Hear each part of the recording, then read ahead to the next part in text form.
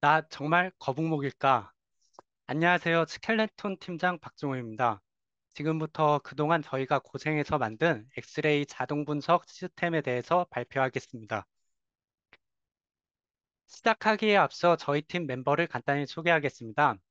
저는 총괄 개발 및 기획을 맡았고, 태성님은 디자인, 민상님은 AI 모델 개발을 맡았습니다. 이 프로젝트를 시작하게 된 계기는 현대인들의 체형 건강에 대한 관심이 많지만 컴퓨터, 핸드폰 사용으로 목 불균형으로 인한 만성 통증은 꾸준히 증가하고 있습니다. 해결책으로 근본적인 원인인 도수 치료가 성행하지만 치료 후 실제로 얼마나 좋아졌는지 일반인들은 엑스레이를 봐도 알기가 쉽지가 않습니다.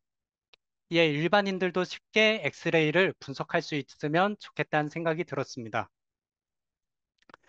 그래서 프로젝트에서 어떠한 목적으로 어떠한 프로그램을 만들려고 했냐에 대해서 설명을 드리겠습니다. 첫 번째로는 전문가들이 엑스레이 분석에 사용하는 실제 랜드마크를 자동으로 잡아주고 여러 가지 공식으로 길이와 각도를 분석한 후 길이와 각도들이 의미하는 바를 간략하게 설명까지 해줍니다. 또 이것을 저장한 후 나중에 다음번에 엑스레이를 찍었을 때 비교 분석까지 해주는 시스템을 만들고 싶었습니다. 추가적으로 주위의 병원, 치료사까지 추천해주는 시스템을 만들고자 했습니다. 이로 인한 기대 효과는 엑스레이 해석의 대중화를 이끌어 의사, 물리치료사들이 더욱더 공부하고 제대로 된 치료를 할 수 있게 유도를 하고 전문가들 역시 객관적인 평가 지표로 활용할 수 있습니다. 또한 그럼으로써 의료 서비스 품질 향상을 가져올 것이라고 여겨집니다. 그러면 프로젝트 구조에 대해서 설명을 드리겠습니다. 저희는 두 가지 ML 모델을 만들었고요. 첫 번째로는 가장 메인이 되는 키포인트 예측 모델입니다. 경추 주요 부위에 랜드마크를 찍어주는 모델로 나중에 이걸로 각도를 재고 그 다음에 디스크 사이의 거리를 재는 그런 시스템입니다. 두 번째로는 디텍션 ML 모델입니다.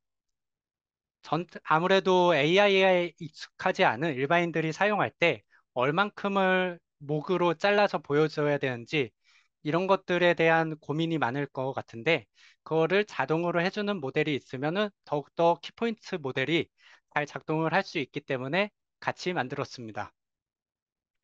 이 두 가지 모델을 패스트 API 서비스를 이용하여 플로터와 연결을 시켰습니다. 간단한 모델 시연 영상을 보시겠습니다. 제일 처음 엑스레이 업로드를 전체 사진을 업로드를 하고 있습니다.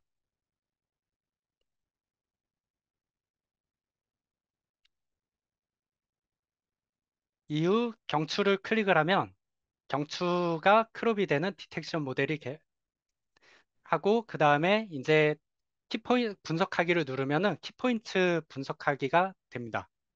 이때 미리 보기로 확장을 해서 확인을 할 때 약간 좀 잘 안 됐다 싶으면은 정밀 예측을 눌러가지고 이 주위를 크롭을 한 다음 다시 한 번 더 예측을 해서 조금 더 정밀도를 높였습니다.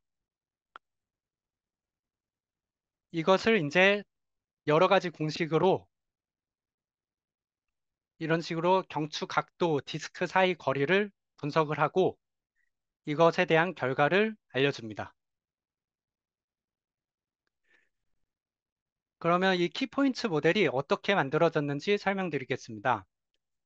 저희는 4962장의 이미지와 4960 똑같은 수의 키포인트 제이슨 파일을 가지고 이 중에서 잘못된 24개의 키포인트를 예측한 제이슨 파일을 제거를 했습니다. 그에 맞는 이미지도 제거를 하고 시작을 하였습니다.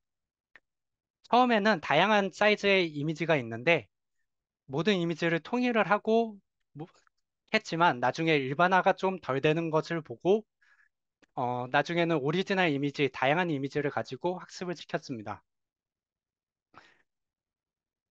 처음 계획은 연결로 처리하는 것뿐만 아니라 온 디바이스로도 시도해 보고 싶어서 민상님과 제가 각각 다른 모델로 개발을 진행하였습니다. 우선은 경량화를 위한 유닛 모델은 꽤 높은 정확도를 보였지만 한두 개씩 이상치가 발견됐습니다. 여기서 초록색은 있지만 빨간색은 보이지 않습니다. 이런 식으로 한두 개의 이상치가 있어서 사용을 하지 않았습니다.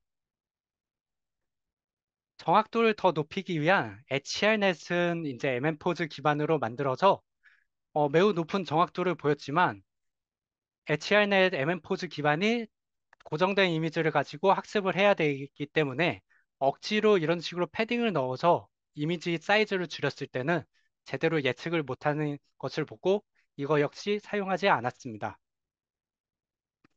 최종 모델로는 욜로 모델 스몰 V8 스몰 모델을 사용하였습니다. 이 스몰 모델을 사용한 이유는 일반화가 가장 잘 되었습니다.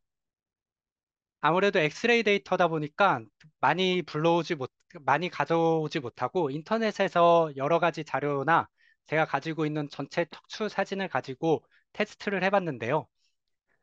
아까 전에 HR넷이 못한 것도 잘 잡아냈고, 인터넷에서 그냥 크롤링한 것도 경추를 찾아가지고 잘 잡아냈습니다.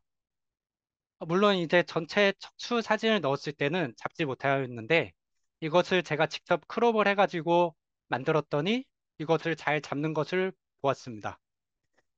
그래서 욜로 모델로 선정을 했고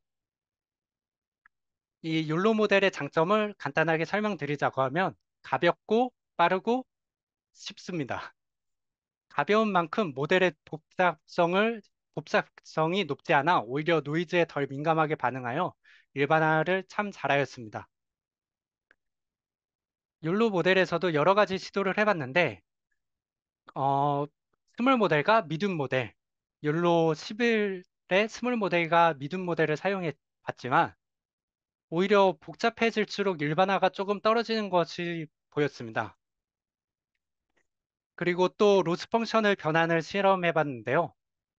포즈 모델 자체가 MSE로 제곱을 해서 약간의 오차에도 제곱을 한 값을 줘서 이것을 약간 스무스하게 만드는 스무스 에런으로 한번 변화해 봤지만 오히려 더 과적함이 발생하고 평균 오차가 높아졌습니다. 그래서 더 작은 오차에 더 민감하게 반응하는 윙로즈도 한번 사용해 봤는데 평균 오차가 감소하였습니다.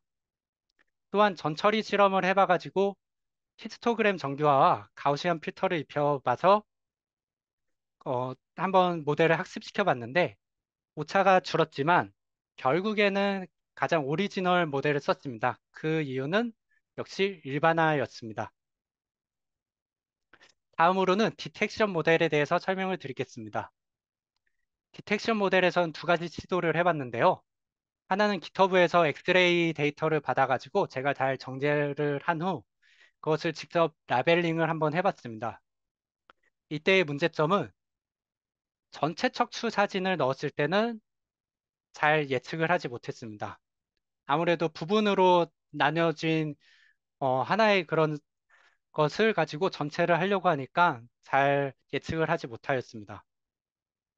그로 인해서 어쩔 수 없이 이제 과적한 모델을 만들었습니다. 아무래도 한정된 데이터를 가지고 보여줘야 되기 때문에 차후에 확장성을 가지고 한번 만들어 봤습니다. 이때 욜로 모델이 조금 더 잘 이미지를 예측할 수 있도록 제이슨으로 비비박스를 미리 만든 뒤 동일한 크기로 한번 싱크를 시켜가지고 예측을 하기 쉽도록 만들어 봤습니다. 그것이 아까 전에 처음에 봤던 디텍션 자동으로 목, 등, 이제 허리, 골반으로 나눠주는 그 디텍션 모델입니다. 다음은 플러터 모델에 대해서 설명을 드리겠습니다. 플러터에서는 업로드 기능을 첫 번째로 설명을 드릴 건데요. 처음에 전신을 올리는 것과 크롭을 해서 올리는 방법도 있습니다. 여기서는 이제 아까 전신을 보셨으니까 크롭을 해서 올리는 방법으로 여기서 부분으로 바꾸면은 이제 부분 모드가 설정이 됩니다. 이때 처음에 경추를 누르면은 이런 식으로 박스를 만들 수가 있고 자기가 원하는 만큼 크롭이 됩니다. 이때 1대1 비율로 만들었고 그 다음에 이제 최소값과 최대값을 줘가지고 이미지를 잘 예측할 수 있도록 만들었습니다. 이런 식으로 이제 만들어서 경추가 같은 전면부와 옆면부를 같이 했을 때 경추를 누르면은 잘 크롭이 됩니다. 이후 흉추 같은 경우는 아무래도 비율이 조금 달라져야 되기 때문에 누르면은 1대2 비율로 그 비빅박스를 만들 수 있게 했습니다. 또한 이 크롭을 대는 게 이미지 밖으로 나가지 않게 해서 UI 편의성을 높였습니다. 다음으로는 어, 엑스레이 이미지가 실제 이미지의 해상도가 각각 다르기 때문에 거리를 구하려면 1픽셀당 실제 거리를 측정을 해야 됩니다. 그 기능을 구현하였습니다. 단위 측정을 누르면 이미지가 업로드를 할 수 있고요. 이제 엑스레이에서 보이는 이미지와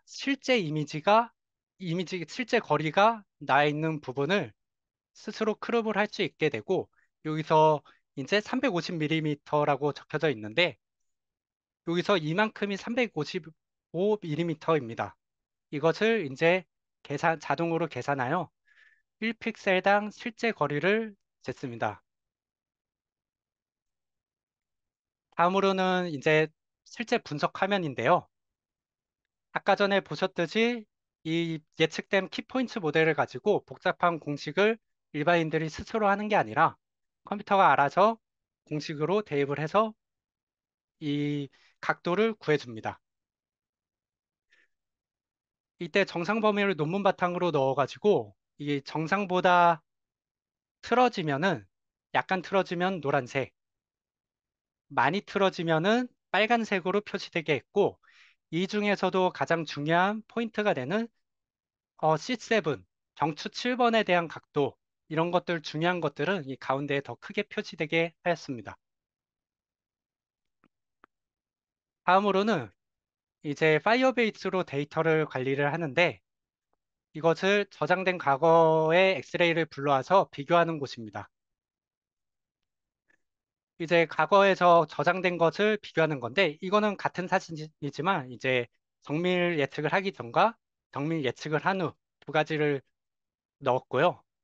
이게 다르게도 잘 저장이 된다는 것을 보여줍니다.